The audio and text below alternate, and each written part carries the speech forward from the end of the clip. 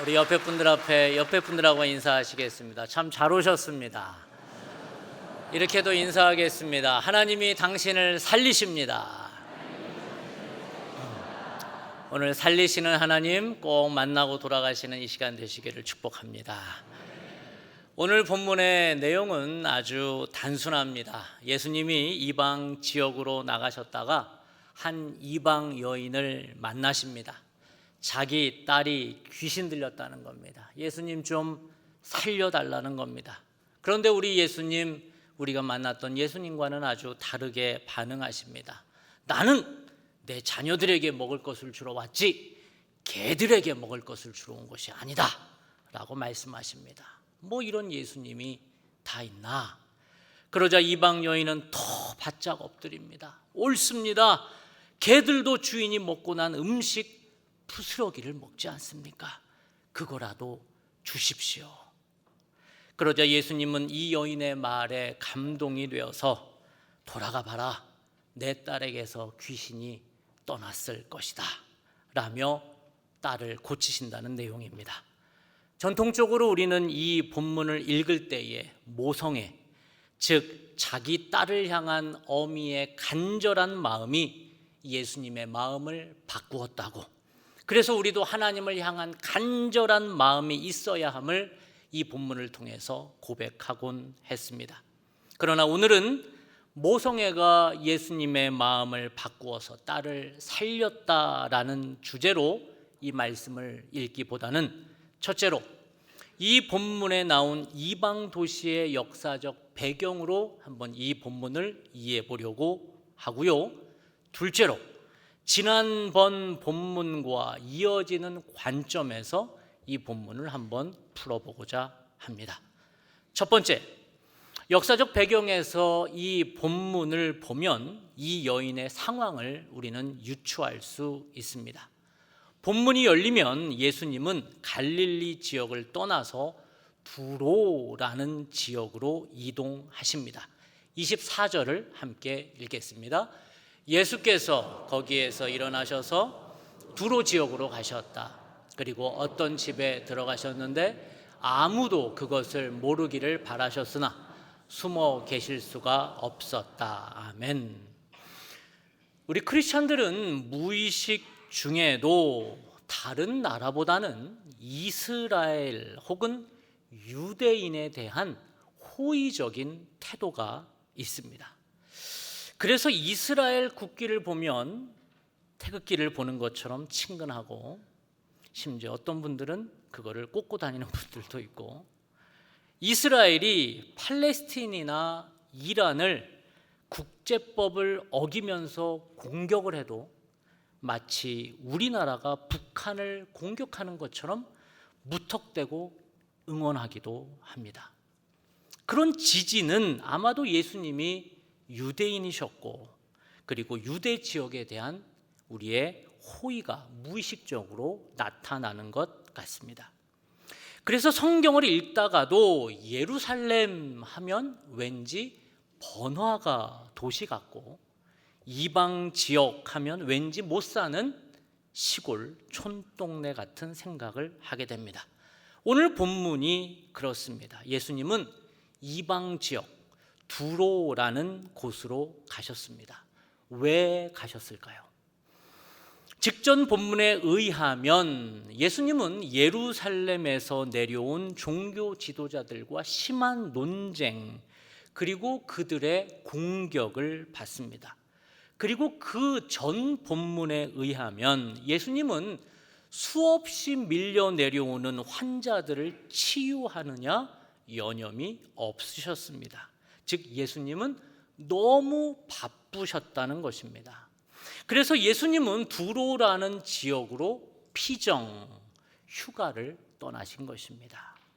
지도를 보시면 두로는 바다에 위치한 도시입니다. 휴양지라는 것이지요. 예수님은 24절 말씀대로 아무도 모르게 그곳으로 휴가, 피정을 떠나신 것입니다. 저는 이런 예수님이 참 좋습니다. 너무 피곤하고 힘들면 쉬실 줄 아는 예수님이 참 좋습니다. 그래야 저도 쉬니까요. 휴가철이 다가오고 있는데 여러분도 잘 쉬셨으면 좋겠습니다. 우리 크리스찬들은 쉬는 것을 인색하게 생각합니다. 죄 짓는 것이라고 생각합니다. 그러나 잘 쉬어야 더 큰 일을 감당할 수 있습니다. 예수님은 분명히 아셨습니다. 바쁜 것은 나쁜 것이다. 한번 따라해 봅시다. 바쁜 것은 나쁜 것이다. 여러분 동의하셔요? 바쁜 것은 나쁜 거예요. 물론 너무 할 일이 많은 고 연령대나 그러한 직업군에 계신 분들도 있지만 스스로 바쁜 것을 즐기는 사람들이 있어요. 바쁘지 않으면 자기 정체성이 없는 것처럼 그렇게 스스로를 바쁘게 돌리는 사람들이 있는데 내면이 불안한 겁니다. 그래서 바쁜 것이 나쁜 이유는 바쁘면 영혼을 돌보지, 내 영혼을 돌볼 수 없고 내 가정을 돌볼 수 없기 때문입니다. 그래서 예수님은 수시로 일상에서 뒤로 물러나셨습니다. 그것이 한자로 피정입니다. 우리도 일상에서 뒤로 물러날 줄 아는 피정, 휴가가 있어야 합니다. 예수님은 지금 두로라는 지역으로 휴가를 떠나신 것입니다. 그런데 이 두로라는 지역이 어떤 도시냐? 이 두로는 기원전 10세기부터 힘이 엄청 컸던 나라입니다. 기원전 9세기에는 북아프리카까지 진출을 해서 카르타고라는 식민지, 그 카르타고라는 나라를 식민지로 삼을 정도였습니다. 여러분 카르타고를 아십니까? 카르타고는 로마가 왕성할 때 지속적으로 로마를 아주 괴롭혔던 나라로 유명합니다. 그 중에서 그 중심에 섰던 자가 바로 한니발이라고 하는 장수인데, 이 한니발이라는 자는 로마를 공격하기 위해서 코끼리 부대를 끌고 알프스를 넘어서 방심하고 있었던 로마 북쪽을 쳐서 로마를 괴롭혔던 나라, 그 장수로 유명합니다. 그런 나라가 카르타고인데 그 카르타고를 점령한 도시 국가가 두로였습니다. 그러니 두로는 꽤 힘이 있었던 나라입니다. 심지어 두로는 구약 성경에서도 자주 언급이 됩니다. 에스겔 27장과 이사야 23장에 보면 두로에 대한 저주가 나옵니다. 그 말은 두로가 그만큼 힘이 세서 이스라엘을 계속 괴롭혔다는 말입니다. 여튼 예수님이 방문한 두로는 시골 촌구석이 아니라 헬라 문명이 꽃을 피웠던, 그리고 페니키아 문명이 살아있는 강대국의 도시, 화려한 휴양지였다라는 말입니다. 지금 예수님이 그곳에 갔다라는 말이지요. 그런데 예수님은 자신을 잘 모르는 조용한 동네에서 쉬기를 원했지만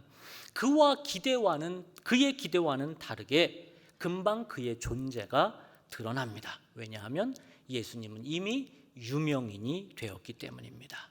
그래서 예수님이 왔다는 소문을 듣고 한 부인이 예수님에게 찾아옵니다. 25절 26절을 한번 읽겠습니다. 곧바로 한 여자가 예수님 소식을 들었는데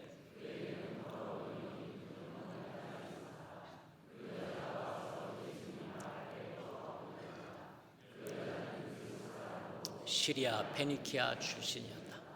그가 딸한테서 귀신을 내쫓아달라고 예수님께 부탁드렸다. 아멘. 갑자기 등장한 이 여인은 새 한글 성경이 잘 번역했듯이 시리아 페니키아 출신입니다. 즉 유대인이 아니라 이방인이라는 것입니다. 그런데 마가는 이 여인에게 귀네라는 단어를 씁니다. 이 귀네라는 단어는 보통 평범한 여인을 의미하기도 하지만 귀부인을 지칭하기도 합니다. 그런 예가 요한복음 2장 4절에 나오는데요. 가나안 혼인 잔치에서 예수님의 어머니 마리아가 예수님에게 포도주가 다 떨어졌다고 말하니 예수님이 여자여 귀네, 여자여 그것이 나와 무슨 상관이 있나이까 라고 말을 할 때 썼던 단어가 귀내 여자여 라는 말입니다. 이 말은 예수님이 어머니 그래서 어쩌라고요 라는 말이 아니라 어머니 제가 아직 드러나면 안 됩니다 라는 정중하고 아주 겸양의 표현이라는 것이지요. 그런 단어가 귀내, 즉 귀부인이라는 말입니다. 귀내는 여성에 대한 존칭으로도 쓰였습니다. 그런 맥락으로 이해하면 지금 이 부자 동네에 계신 예수님에게 찾아온 여인은 귀부인일 수 있다라는 것이지요.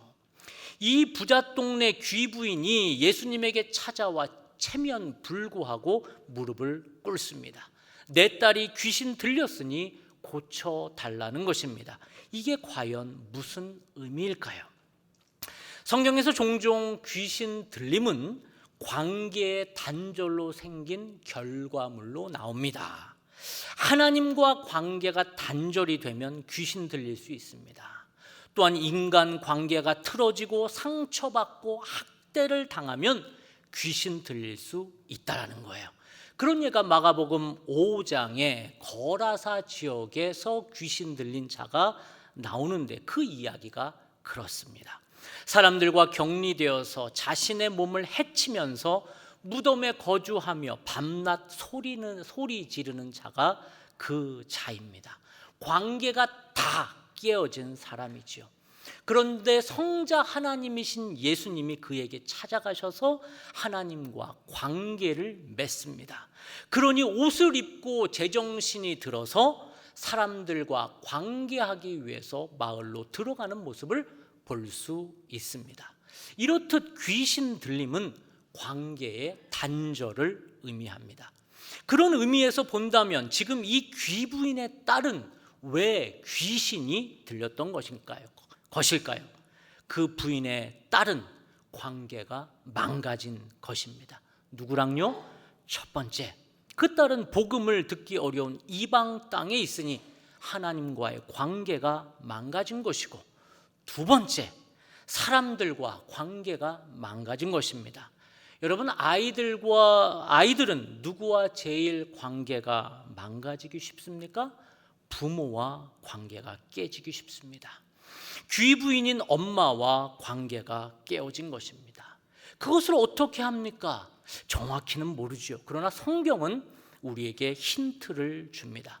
예수님께서 나는 내 자식들, 유대인들을 위해서 왔지 개들, 즉 이방인들을 위해서 온 것이 아니다라고 말하자 그는 바로 28절 이렇게 이야기를 하는데 같이 한번 읽겠습니다.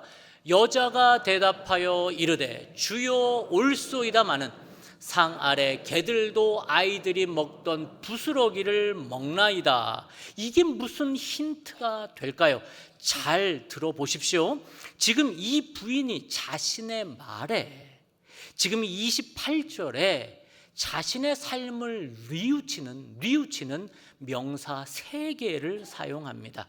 그것은 개라는 단어와 아이들이라는 단어와 부스러기라는 단어입니다. 여기서 개는 큰 개를 의미하지 않고요, 퀴나리온이라는 강아지를 의미합니다. 또한 파이디오는 어른을 의미하지 않고 아이들을 의미합니다. 부스러기로 번역한 푸시키오는 큰 조각이 아니라 작은 조각을 의미합니다. 이 의미를 살려서 그래서 새 한글 성경은 이렇게 번역을 했습니다. 그가 예수님께 대답한다. 주님, 하지만 강아지들도 밥상 아래에서 아이들이 먹고 남은 부스러기는 먹습니다. 지금 이 여인은 두로 지역의 귀부인이라고 말씀드렸습니다. 변두리 촌동네가 아니라 휴양지고 번화가라고 말씀드렸습니다. 그런 귀부인에게 딸이 있습니다. 그런데 어느 순간 우리들의 집들과 마찬가지로 부모와 딸의 관계는 틀어집니다. 그 관계의 단절이 얼마나 심했던지 딸이 급기야 귀신 들립니다. 그러자 이 여인이 정신을 차립니다. 자기 때문에 아이가 이렇게 됨을 됨을 알게 되었습니다. 그리고 이 여인은 28절에 회개하는 마음으로 새 단어를 쓰는데, 자기가 그렇게 추구하고 큰 것을 추구하며 살았던 자신의 삶을 뉘우치듯 강아지, 아이, 부스럭이라는 아주 작음을 나타내는 단어들을 씁니다. 지금 이 여인이 사용한 세 단어를 통해서 그가 얼마나 큰 것, 높은 것, 출세할 것, 성공지향적 삶을 추구했는지 알 수가 있습니다.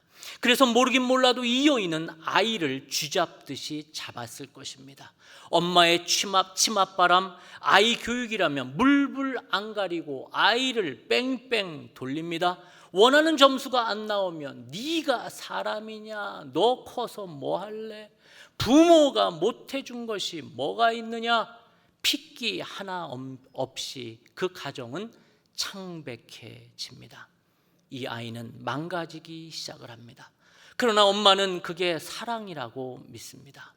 아이의 영혼과 정신이 피폐해져 가도 남들이 다 그렇게 사니까, 세상이 다 그렇게 하니까, 그렇게 안 하면 엄마 자신이 불안해서 잠을 자지를 못합니다.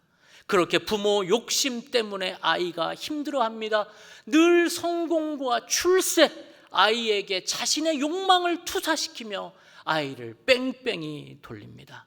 그렇게 엄마는 자기 욕심에 아이가 망가지는지도 모르고 그게 사랑이라고 믿습니다. 그렇게 엄마와 아이는 관계가 다 깨집니다. 그리고 아이에게 정신 이상이 오고 그 약해진 마음에 귀신이 들어옵니다. 그런데 예수님은 분명히 아셨습니다. 지금 당장 이 귀신 들린 아이를 낳게 해준다고 엄마가 바뀌거나 이 가정이 바뀌는 것이 아님을 아셨습니다. 이 아이가 낳는다면 그 집에서는 다시 그 지옥의 사이클이 돌아갈 것을 우리 예수님 아셨습니다. 그래서 예수님은 먼저 누구를 고치십니까? 이 엄마를 고치기로 작정합니다. 그래서 예수님은 그 여인을 후려치시는 겁니다. 도도한 귀부인, 헛바람으로 가득한 이 여인, 성공지향적으로 살아가는 이 엄마를 후려치시는 겁니다. 그러면서 무릎을 꿇게 하시는 겁니다. 그제서야 이 여인이 정신을 차립니다. 주님, 내가 개입니다. 땅만 쳐다보며 살았습니다. 그래도 은혜의 부스럭이라도 내게 조금이라도 주십시오. 은혜의 그 부스럭이라도 내가 조금이라도 먹고 내 딸을 살려야 되지 않겠습니까? 혹시 여러분이 이 여인은 아니십니까? 세상에서 성공하려면 이런 대학에는 들어가야 돼. 예수 믿으나 믿지 않으나 우리 자녀들에게 말하는 레토릭은 성적, 대학, 출세, 성공. 결국 신앙생활도 이런 출세를 위한 디딤돌로 생각하고 있지는 않습니까? 그래서 우리 자녀들을 그렇게 막다른 골목으로 몰아가고 있지는 않습니까? 이 여인처럼 자녀와의 관계가 다 깨진 채로 살아가는 엄마 아빠가 이 자리에 있지는 않습니까? 예수님은 분명히 아셨습니다. 문제는 이 어린 아이에게 있는 것이 아니다. 그래서 예수님은 먼저 이 엄마를 고치시는 것입니다. 내 성공관 때문에, 내 체면 때문에 우리 아이들이 병들어가고 있지는 않습니까? 오늘 본문의 이 여인이 바로 우리입니다. 예수님은 먼저 이 여인을 고치시는 것입니다. 우리 아이들을 또한 고치기 위해서 우리는 7월, 8월 여름 수련회와 성경학교를 우리는 진행하고 우리는 준비합니다. 우리 아이들이 이때 디톡스, 독을 빼내는 시간이 될 수 있기를 여러분 함께 기도해 주십시오.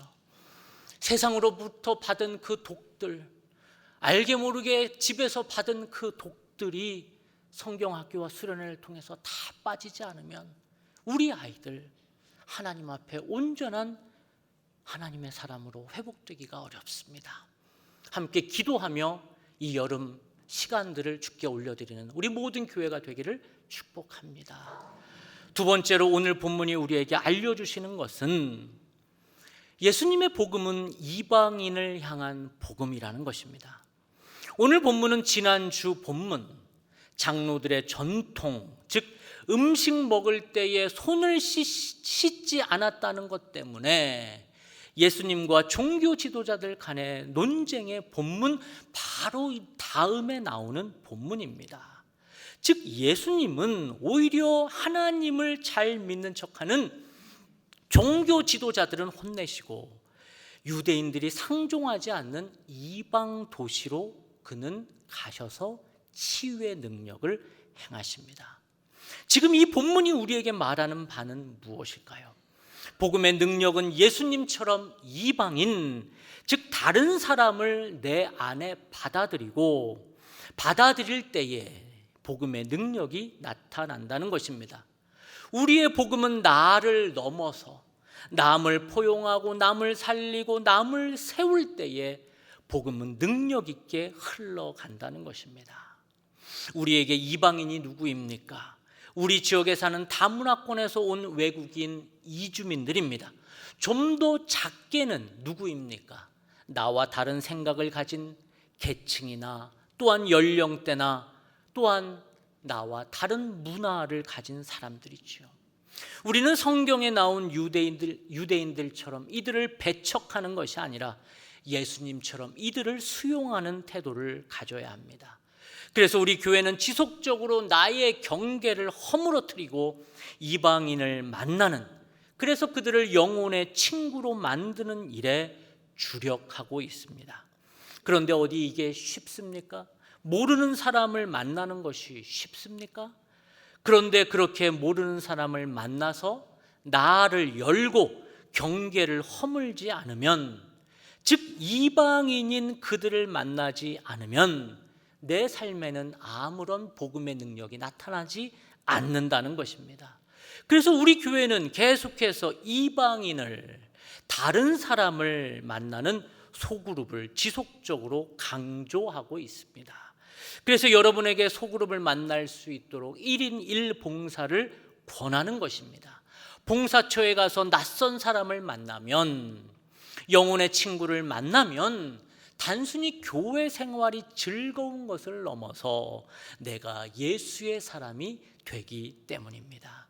그렇게 올 초부터 우리 교회는 주일 오후 예배 시간을, 두 번째 주일 오후에는 주일 구역 예배를 실시하고 있습니다. 매주 두 번째 주일 1시 반부터 3시까지 소그룹실에서 모여서 활동을 하고 있는데, 처음에는 132명으로 시작하던 모임이 현재는 33개 구역 218명까지 모여서 함께 하고 있습니다. 나이별로, 또 부부별로, 또한 영혼의 친구들을 만나서 이렇게 시간들을 갖고 있습니다.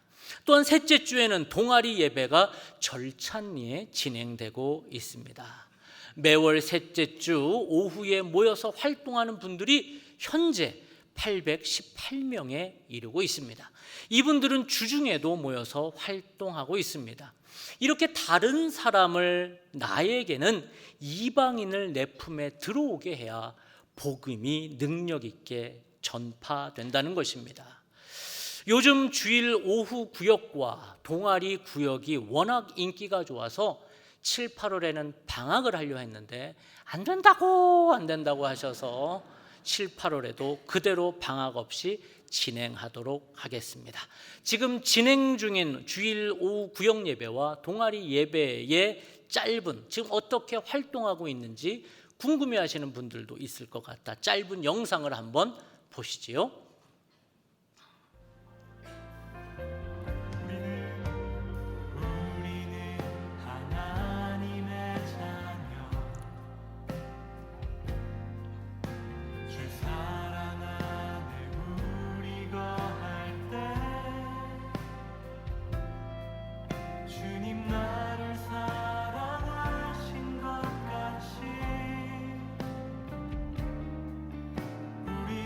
서로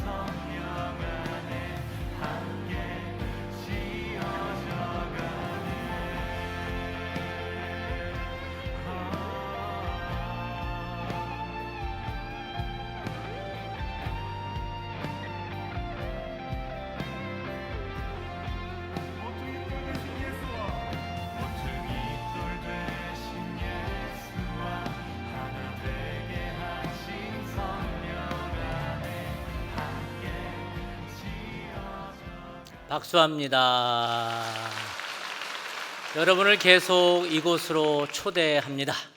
오늘 본문을 통해서 첫 번째, 예수님은 귀신 들린 딸을 치유하기 전에 자녀를 향한 왜곡된 사랑, 성공지향적 사랑으로 인해서 관계가 무너진 어머니를 먼저 회복시키셨습니다.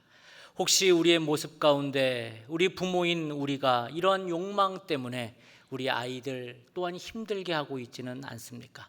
진짜 고침받아야 할 사람은 아이가 아니라 우리 부모가 아니겠습니까?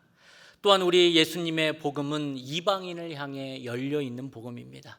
복음의 능력은 나의 안전한 경계를 넘어서 타인을 받아들일 때 비로소 힘있게 나아갈 수 있다는 것이죠. 주일 오후 구역 예배를 통해서, 또한 동아리 예배를 통해서, 또한 사역에서 만나는 소그룹을 통해서 영혼의 친구를 만나시기를 축복합니다. 그렇게 복음의 능력이 여러분의 삶을 늘 붙들고 여러분의 삶 속에서 복음의 능력이 나타나시기를 주님의 이름으로 축복합니다. 기도하겠습니다. 하나님, 자녀를 향한 우리의 사랑이 왜곡된 욕심이 되지 않게 하시고 먼저 부모된 우리 자신이 고침받게 하옵소서. 또한 예수님의 복음이 나와 다른 이를 향해 열려 있음을 깨닫고 그 경계를 넘는 믿음을 우리에게 주옵소서. 예수님의 이름으로 기도합니다. 아멘.